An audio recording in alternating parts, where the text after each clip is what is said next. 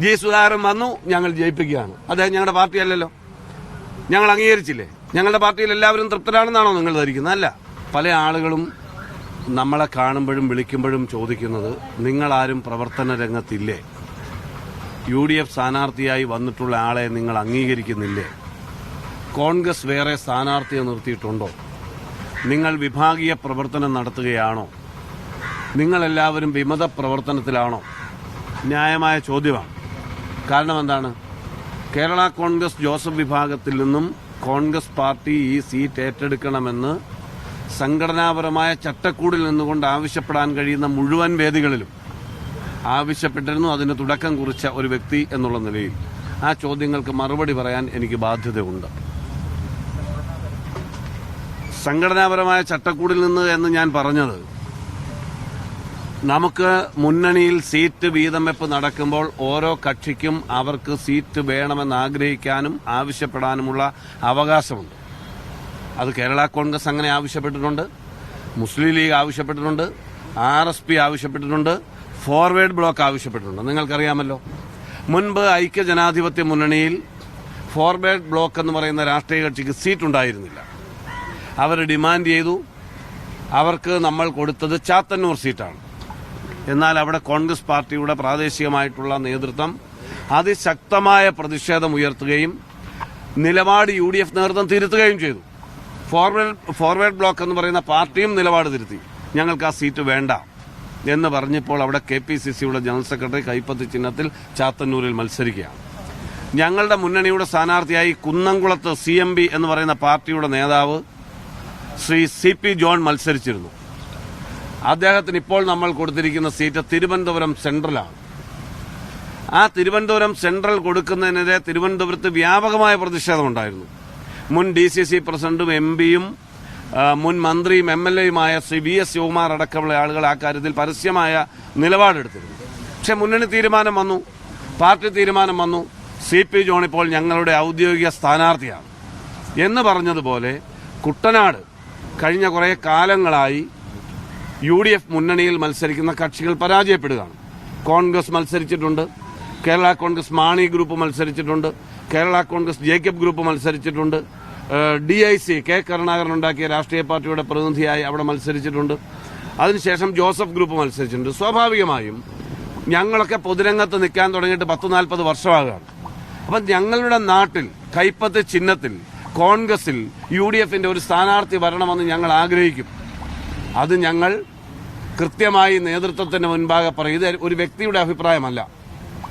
കുട്ടനാട്ടിൽ 2 ബ്ലോക്ക് കമ്മിറ്റികളാണുള്ളത്. ആ 2 ബ്ലോക്ക് കമ്മിറ്റികളും സംയുക്തമായി യോഗം ചേർന്ന് ഈ സീറ്റ് ഏറ്റെടുക്കണമെന്ന് ആവശ്യപ്പെട്ടു.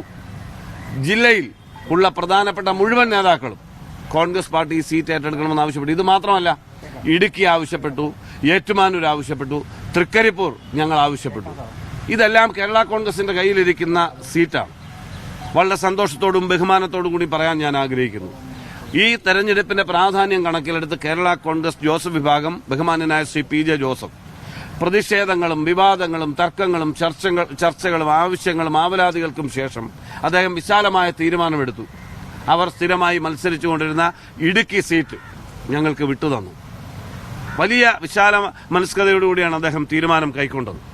അതിനുശേഷം അവർ സ്ഥിരമായി മത്സരിച്ചിരുന്ന ഏറ്റുമാനൂർ സീറ്റ് വിട്ടുതന്നു. അവർ മത്സരിച്ച തൃക്കരിപ്പൂർ സീറ്റ് വിട്ടുതന്നു. പകരം ഞങ്ങൾ കാഞ്ഞങ്ങാട് സീറ്റ് കൊടുത്തു. സ്വാഭാവികമായും 10 സീറ്റുള്ളൊരു പാർട്ടി ഞങ്ങൾ വിട്ടുതരണമെന്ന് ഞങ്ങൾ 6 സീറ്റ്, 5 സീറ്റ്, 4 സീറ്റ് ആവശ്യപ്പെടുമ്പോൾ സാധാരണ ഒരു കക്ഷികളും അങ്ങനെ സീറ്റ് വിട്ടുകൊടുക്കാറില്ല. അപ്പോൾ വിവേകപൂർവമായ ഒരു തീരുമാനം തെരഞ്ഞെടുപ്പിന്റെ പ്രാധാന്യം കണക്കിലെടുത്ത് കേരള കോൺഗ്രസ് പാർട്ടി കൈക്കൊള്ളുകയും 2 സീറ്റുകൾ വിട്ടുതരികയും 1 സീറ്റ് വെച്ചുമാറുകയും ചെയ്ത സാഹചര്യത്തിൽ കുട്ടനാട്ടിൽ ഞങ്ങൾ ഉയർത്തിയ ആവശ്യം, ഞങ്ങളുടെ പ്രതിഷേധം, ഞങ്ങളുടെ ഡിമാൻഡ്, അതിൽ വീണ്ടും തർക്കം നിലനിർത്തി പോകുന്നത് സംഘടനാപരമായി ഉചിതമായ ഒരു കാര്യമല്ല എന്ന് ഞങ്ങൾക്ക് നല്ല ബോധ്യമുണ്ട്. അതുകൊണ്ട് UDFന്റെ പൊതുതാൽപര്യം കണക്കിലെടുത്ത് 2 സീറ്റ് വിട്ടുതരാനുള്ള മഹാമനസ്കത കാണിച്ച പാർട്ടിയാണ്. അവർക്ക് തന്നെയാണ് മുന്നണി തീരുമാനം. കുട്ടനാട്ടിൽ അവർക്ക് മത്സരിക്കാനുള്ള അവസരം കൊടുക്കണമെന്നുള്ളതാണ്. 100% ആത്മാർത്ഥമായി അതിനെ സ്വാഗതം ചെയ്യുക എന്നുള്ളതാണ് മുന്നണിയുടെ പാർട്ടിയുടെ വക്താവ് എന്നുള്ള നിലയിൽ ഞാൻ ചെയ്യേണ്ടത്. ഞങ്ങൾ ആവശ്യങ്ങൾ പ്രതിഷേധങ്ങളൊക്കെ ഉയർത്തിയിട്ടുണ്ട്. പക്ഷെ അതിൽ നിന്ന് മാറി തീരുമാനം വന്നു കഴിഞ്ഞാൽ ഇവിടെ ഞങ്ങൾക്ക് മുന്നിൽ ഒരു ശത്രുവേ ഉള്ളൂ. അത് ഇടതുപക്ഷമാണ്, CPM ആണ്, പ്രത്യേകിച്ച് മുഖ്യമന്ത്രി ശ്രീ പിണറായി വിജയനാണ്. അദ്ദേഹത്തെ താഴെ ഇറക്കാൻ വേണ്ടി നടത്തുന്ന ഒരു പോരാട്ടത്തിൽ റജി ചെറിയാനെന്നുള്ള വ്യക്തിയോട് ഞങ്ങൾക്ക് എന്താ അഭിപ്രായ വ്യത്യാസം? ഞങ്ങൾ തമ്മിൽ കൊടുക്കൽ വാങ്ങലും വല്ലതും ഉണ്ടോ? ഒന്നുമില്ല, ഞങ്ങൾക്ക് അഭിപ്രായ വ്യത്യാസമില്ല. പക്ഷെ വ്യാപകമായി ഞങ്ങൾക്ക് ഈ സീറ്റ് വേണമെന്നുള്ളത് ഞങ്ങളുടെ നാടിന്റെ വികാരമാണ്. ഇപ്പോഴും ആ വികാരത്തിലാണ് ഞങ്ങൾ. അതിനകത്ത് തർക്കമൊന്നുമില്ല. പക്ഷെ നിവർത്തിയില്ല. തീരുമാനം വന്നു, ലീഡർഷിപ്പ് ഒരു തീരുമാനമെടുത്തു. തീരുമാനമെടുത്തു കഴിഞ്ഞാൽ UDF ജയിക്കുക എന്നുള്ളതാണ്. അവിടെ വ്യക്തിക്ക് പ്രസക്തിയില്ല. UDFന്റെ സ്ഥാനാർത്ഥി നാളെ ഷാജഹാൻ ആയാലും ഷാജഹാനെ ഞങ്ങൾ ജയിപ്പിക്കും. G. സുധാകരൻ വന്നു, ഞങ്ങൾ ജയിപ്പിക്കുകയാണ്. അദ്ദേഹം ഞങ്ങളുടെ പാർട്ടിയല്ലല്ലോ, ഞങ്ങൾ അംഗീകരിച്ചില്ലേ? ഞങ്ങളുടെ പാർട്ടിയിൽ എല്ലാവരും തൃപ്തരാണെന്നാണോ നിങ്ങൾ ധരിക്കുന്നത്? അല്ല, തൃപ്തിക്കുറവുള്ള ഒരുപാട് ആളുകളുണ്ട്.